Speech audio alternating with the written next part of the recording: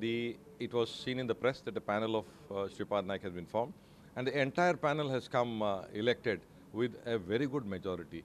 All the contestants got votes above 40, and the members have shown a lot of love and affection and towards what we are doing in the Goa Olympic Association. The observer who came here from the Indian Olympic Association has mentioned that this is held as per the Goa Constitution, Olympic Association Constitution. We have gone entirely by that. The sports code has been implemented at the national federation level. The state government has to adopt it and then make it applicable. The IOA has also not informed us or advised us or directed us to have this under the sports code. Therefore, we have gone as per the constitution and it has been held correctly. And people of India are looking forward to the national games in Goa. The President Shripad Naik has today announced the first thing is we are going to construct an Olympic Bhavan as quick as possible.